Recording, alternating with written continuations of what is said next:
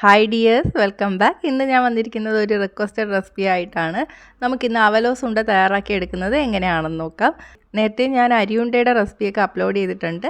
ഇത് പെട്ടിക്കടയിലൊക്കെ കിട്ടുന്ന പോലെ നല്ല ഹാർഡായിട്ടുള്ള അവലോസ് ഉണ്ടയുടെ റെസിപ്പിയാണ്. അവലോസ് ഉണ്ട ഒരിക്കലെങ്കിലും കഴിച്ചവർക്ക് അത് നല്ല ഇഷ്ടമായിരിക്കും അല്ലേ. അപ്പോൾ അതേപോലെ തന്നെ നമുക്ക് വീട്ടിൽ തയ്യാറാക്കി എടുക്കാൻ പറ്റും. കുറച്ച് കാര്യങ്ങൾ ശ്രദ്ധിച്ചാൽ മാത്രം മതി. റെസിപ്പി എങ്ങനെയാണെന്ന് നോക്കാം.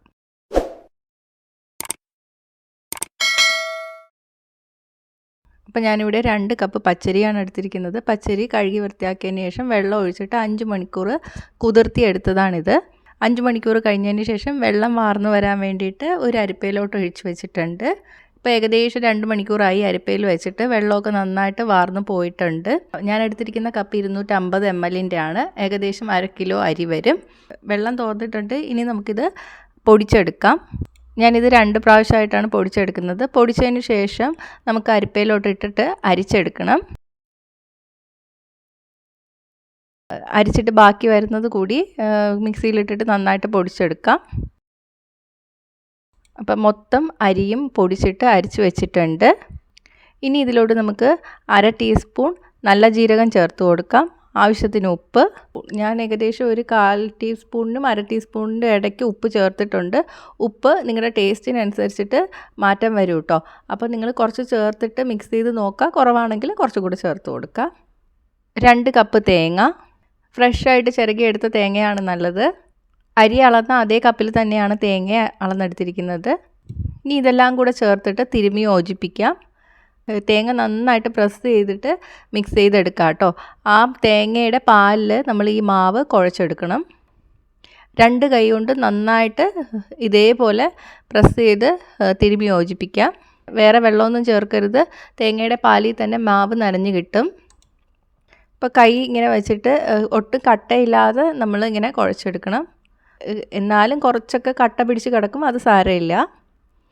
വലിയ ഉരുളകളായിട്ട് കിടക്കാതിരുന്നാൽ മതി. അപ്പോൾ മാവ് നന്നായിട്ട് തിരുമ്മി എടുത്തിട്ടുണ്ട്. ഇനി നമുക്ക് മാവ് വറുത്തെടുക്കാം. അതിന് വേണ്ടിയിട്ട് ചുവട് കട്ടിയുള്ള പാത്രം എടുക്കുക. ഉരുളി എടുത്താലും മതി. തീ സിമ്മിൻ്റെ മീഡിയത്തിൻ്റെ ഇടയ്ക്കാണ് ഇട്ടിരിക്കുന്നത്. പാൻ ചൂടായിട്ട് വരുമ്പോൾ നമുക്ക് നനച്ച് വെച്ചിരിക്കുന്ന മാവ് ചേർത്ത് കൊടുക്കാം. ഇനി നന്നായിട്ട് ഇളക്കി കൊടുക്കുക. തീ കൂട്ടിയിടരുത്, മാവ് പെട്ടെന്ന് തന്നെ കരിഞ്ഞു പോവും. ഇത് കുറച്ച് സമയം എടുക്കും വറന്ന് കിട്ടാൻ വേണ്ടിയിട്ട്. അപ്പോൾ മാവ് ഈ വറുത്തെടുക്കുന്നതിന് മാത്രമാണ് നമുക്ക് കുറച്ച് കൂടുതൽ സമയം വേണ്ടത്. ഏകദേശം 20 മുതൽ 25 മിനിറ്റ് വരെ എടുക്കും കേട്ടോ വറുത്തെടുക്കാൻ വേണ്ടിയിട്ട്. അപ്പോൾ നമ്മൾ അവലോസ് പൊടിയൊക്കെ ഉണ്ടാക്കുമ്പോൾ കുറച്ച് കൂടുതൽ ഉണ്ടാക്കി വെക്കുന്നതാണ് നല്ലത്. കൈ വിടാതെ തന്നെ ഇതുപോലെ ഇളക്കി കൊടുക്കുക. എല്ലാ ഭാഗത്തും നന്നായിട്ട് ഇളക്കി കൊടുക്കുക. ഇല്ലെങ്കിൽ ചില ഭാഗത്ത് മാത്രം മാവ് കരിഞ്ഞു പോവും. ഇപ്പോൾ ഏകദേശം 10 മിനിറ്റ് കഴിഞ്ഞിട്ടുണ്ട്. ഇപ്പോൾ ചെറിയ കട്ട പിടിച്ച് കിടക്കുന്നുണ്ട്. അപ്പോൾ ഉടച്ച് എടുക്കാൻ പറ്റുന്നുണ്ടെങ്കിൽ തവി വെച്ച് ഉടച്ചു കൊടുക്കുക, ഇല്ലെങ്കിൽ കുഴപ്പമില്ല.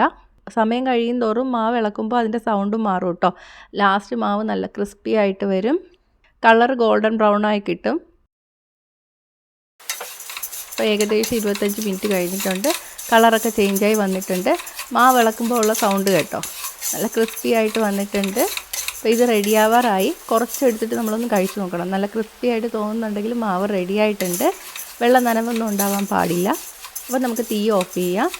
അപ്പോൾ ഇതാ തീ ഓഫ് ചെയ്തിട്ടുണ്ട്. പക്ഷേ ഈ പാത്രത്തിൽ നിന്ന് ഞാൻ വേറൊരു പാത്രത്തിലോട്ട് മാറ്റി വയ്ക്കുകയാണ് കേട്ടോ.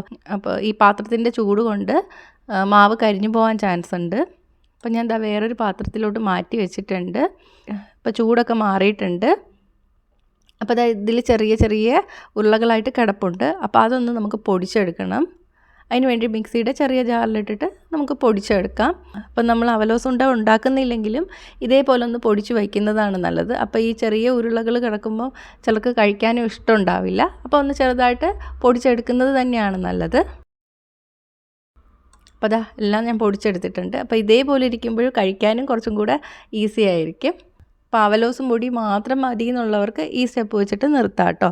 അപ്പോൾ ഇത് കുറച്ച് കൂടുതൽ ഉണ്ടാക്കി വെച്ചാൽ നമുക്ക് ബ്രേക്ക്ഫാസ്റ്റ് ആയിട്ടോ അല്ലെങ്കിൽ സ്നാക്സ് ആയിട്ടോ ഒക്കെ കഴിക്കാം. പഞ്ചസാര ഇട്ടിട്ട് അതിൽ എനിക്ക് ചായയോ അല്ലെങ്കിൽ കട്ടൻ ചായയൊക്കെ ഒഴിച്ച് കുടിക്കുന്നതാണ് എനിക്കിഷ്ടം. അല്ലെങ്കിൽ പഴം ചേർത്തിട്ടും കഴിക്കാം. അപ്പോൾ നിങ്ങൾക്ക് ഏത് രീതിയിലാണ് അവലോസ് പൊടി കഴിക്കാൻ ഇഷ്ടമെന്ന്, അല്ലെങ്കിൽ പുതിയ കോമ്പിനേഷൻ വല്ലതും ഉണ്ടെങ്കിൽ താഴെ കമൻറ്റ് ചെയ്യാം കേട്ടോ. ഇനി നമുക്ക് അവലോസ് ഉണ്ട തയ്യാറാക്കി എടുക്കുന്നത് എങ്ങനെയാണെന്ന് നോക്കാം. അപ്പോൾ അതിന് വേണ്ടിയിട്ട് ചൂട് കട്ടിയുള്ളൊരു പാത്രം വയ്ക്കുക. ഇതിലോട്ട് ഞാൻ 3/4 കപ്പ് പഞ്ചസാര ചേർത്ത് കൊടുക്കുകയാണ്. നേരത്തെ അരി അളന്നെടുത്ത് അതേ കപ്പിൽ തന്നെയാണ് കേട്ടോ 3/4 കപ്പ് പഞ്ചസാര എടുത്തിരിക്കുന്നത്. ഇതിലോട്ട് 1/2 കപ്പ് വെള്ളം ചേർത്ത് കൊടുക്കുകയാണ്. തീ ഇപ്പോൾ സിമ്മിൻ്റെ മീഡിയത്തിൻ്റെ ഇടയിൽ വെച്ചിട്ടുണ്ട്. പഞ്ചസാര നന്നായിട്ട് അലിഞ്ഞ് വരണം. നമ്മൾ പഞ്ചസാര പാനി തയ്യാറാക്കി എടുക്കുകയാണ്. അപ്പോൾ പഞ്ചസാര തിളച്ച് തുടങ്ങിയിട്ടുണ്ട്. നമ്മൾ പഞ്ചസാര ഒരു നൂൽ പരുവം ആകുന്ന വരെ ഇതുപോലെ ചൂടാക്കി എടുക്കുക കേട്ടോ. അപ്പോൾ ഒരു നൂൽ പരുവം ആയാൽ ഉടൻ തന്നെ നമ്മൾ തീ ഓഫ് ചെയ്യണം. അപ്പോൾ അതാ ഒരു നൂൽ പരുവം ആയി വന്നിട്ടുണ്ട്. തീ ഉടനെ ഓഫ് ചെയ്യണം, ഇല്ലെങ്കിൽ അത് 2 സ്ട്രിങ് കൺസിസ്റ്റൻസി 2 നൂൽ പരുവം ആയി പോവും. അപ്പോൾ നമുക്ക് കറക്റ്റായിട്ട് ഉണ്ടാക്കി എടുക്കാൻ പറ്റില്ല. ആയ ഉടനെ തന്നെ നിങ്ങൾ തീ ഓഫ് ചെയ്യുക. എന്നിട്ട് ഇതിലോട്ട് ഒരു ടീസ്പൂൺ നാരങ്ങ നീര് ഒഴിച്ചു കൊടുക്കുക. എന്നിട്ട് നന്നായിട്ട് മിക്സ് ചെയ്യുക. അപ്പോൾ ഞാനിപ്പോൾ 1/2 ടീസ്പൂൺ ഏലക്കപ്പൊടിയും 1/4 ടീസ്പൂൺ ചുക്കുപൊടിയും ചേർത്തിട്ടുണ്ട്. രണ്ടും കൂടെ മിക്സ് ചെയ്തിട്ട് ഒരുമിച്ചാണ് ചേർത്തത് കേട്ടോ. എന്നിട്ട് ഇതിലോട്ട് നമ്മൾ വറുത്ത് വെച്ചിരിക്കുന്ന മാവ് കുറച്ച് ചേർത്ത് കൊടുക്കുക. അപ്പോൾ ഏലക്കപ്പൊടിയും ചുക്കുപൊടിയും ഞാൻ ഒരുമിച്ചാണ് ചേർത്തത്. നേരത്തെ മിക്സ് ചെയ്ത് വെച്ചിട്ടുണ്ടായിരുന്നു. അപ്പോൾ ഇതെല്ലാം നമ്മൾ പെട്ടെന്ന് തന്നെ ചെയ്യണം. അല്ലെങ്കിൽ പഞ്ചസാര പാനി തണുത്ത് തുടങ്ങുമ്പോൾ തന്നെ ഇത് സെറ്റായി തുടങ്ങും. അപ്പോൾ ഈ ഒരു നൂൽ പരുവം ആയി തുടങ്ങുന്ന സമയത്ത് തന്നെ നമ്മൾ നാരങ്ങ നീര്, ചുക്കുപൊടി, ഏലക്കാപ്പൊടി, പിന്നെ ഈ മാവ് ഒഴിക്കുന്നതൊക്കെ വേഗം ചെയ്യുക. മാവ് പക്ഷേ ഇടുമ്പോൾ മൊത്തത്തിൽ ഒന്നിച്ച് തട്ടരുത്. ഞാനിപ്പോൾ 2 കപ്പ് മാവാണ് ഇതിലോട്ട് ഇട്ട് കൊടുക്കുന്നത്. പക്ഷെ കുറച്ചായിട്ട് ഇട്ടിട്ട് കുഴച്ചെടുക്കുക. അപ്പോൾ ഇതാ ഇതേ പരുവത്തിലൊന്ന് കുഴച്ചെടുക്കുക. മാവ് കൂടിപ്പോകരുത്, നമുക്ക് ഉരുട്ടിയെടുക്കാനുള്ളതാണ്. ഇത് ഞാൻ വേറൊരു പാത്രത്തിലോട്ട് മാറ്റിയിട്ടുണ്ട്. മൊത്തം ചൂട് മാറാൻ വേണ്ടിയിട്ട് നിൽക്കരുത്. കുറച്ച് ചൂടുള്ളപ്പോൾ തന്നെ നമ്മളിത് ഉരുട്ടിയെടുക്കണം. എന്നാലേ നമുക്ക് നന്നായിട്ട് ഉരുട്ടിയെടുക്കാൻ പറ്റുള്ളൂ, അല്ലെങ്കിൽ സെറ്റായി പോവും.